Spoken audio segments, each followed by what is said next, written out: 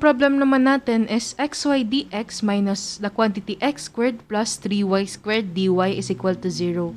So, unang pa lang is mapapansin natin, very complicated na yung katabi ng dy, which is ito, compared sa katabi ng dx, which is xy lang.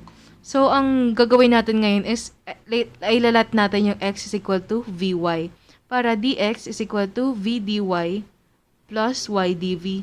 So, in that way, mas madali natin itong masosolve.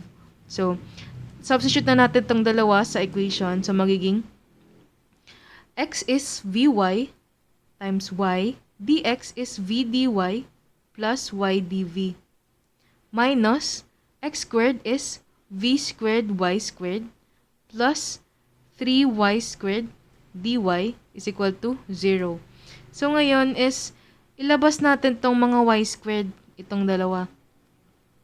Kasi common sila, so magiging siyang vy squared, v dy plus y dv minus v squared, y squared pala, y squared, itong dalawa, times the quantity v squared plus 3 dy is equal to 0.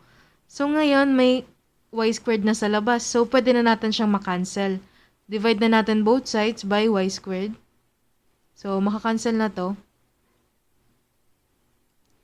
So, magiging, is distribute na natin tong v sa v dy plus y dv. So, first is v times v dy. So, magiging v squared dy plus vy dv minus, so, next is, copy na lang natin, minus v squared plus 3 dy is equal to 0. So, ang papansin natin is, itong dy, itong, the quantity v squared plus 3 dy is may dy din dito. So, pwede natin itong i-combine, itong dalawa. And ang papansin na natin, may parehas na v squared. However, itong v squared dito is may negative na katabi. So, makakancel itong v squared and negative v squared. Kasi 0 lang naman sila. So, copy na lang natin ang tira, magiging dy plus vy dv. Copy na lang natin yung magiging tira. So, magiging na lang vy dv minus 3 dy. Kasi itong negative times 3 dy is equal to 0. So, ngayon, i-separate na natin yung variables. So, magiging v dv, v dv, v dv, all over. Wala na kasi wala ng v dito. So, minus na lang. Copy na lang natin to. 3 dy all over y dito. So, y is equal to 0. So, ngayon is gagawin natin is integrate na natin both sides. So, integration of v dv minus integration of 3 dy over y, tas integration ng 0. So, erase natin to.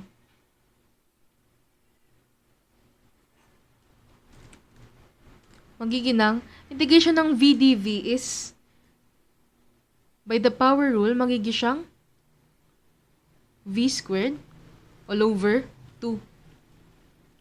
Minus, labas natin yung constant dito, magiging, copy na lang natin dito sa labas. So, dy over y na lang yung tira. Integration ng dy over y.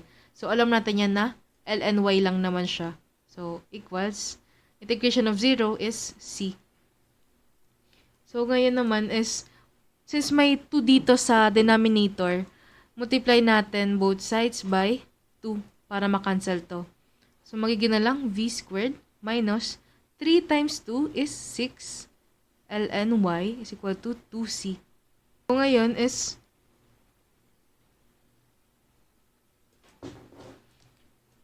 is, alam natin na ang v, pwede siyang i-substitute. Ang ginawa natin kanina, diba, is x is equal to vy. So, from that is v is equal to x over y. So, itong v, magiging na siyang x over y squared minus 6 ln y is equal to 2c. So, multiply din natin both sides by y squared para makancel yung denominator. So, magiging na siyang x squared minus 6y squared ln y is equal to 2y squared c.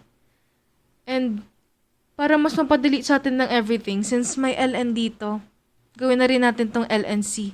So, magiging ln c.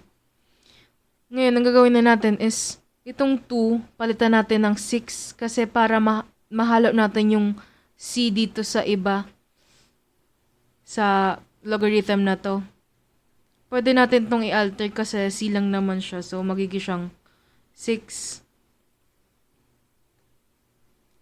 So, magiging x squared minus 6y squared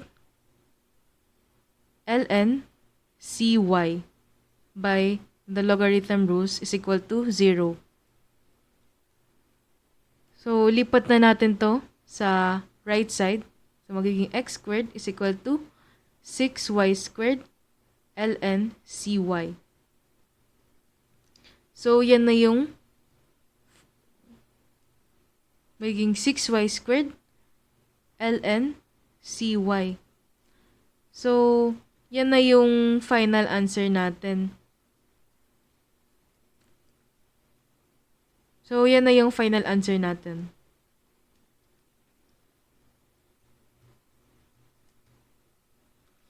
So, baka may magtanong kung bakit okay lang to gawin na na 6 from 2. Kasi, di ba ginawa natin tong 2c?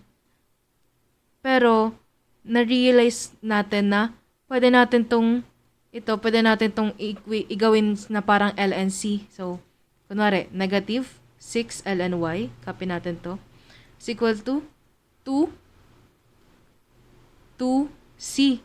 Pero ito may ln. So, para ma-combine natin siya, gawin nating ln c. And para wala masyadong problema, ito gawin na rin natin siyang 6. So, pwede natin siyang makombine.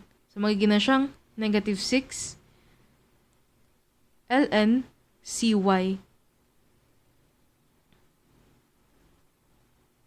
Yan. Tapos, ito din, may y squared dito, di ba? May y squared dito. So, negative 6y squared ln cy. Ito na yan. So, yun lang naman. If ever may curious kung anong nangyari dyan. Yan. Thank you. Bye-bye.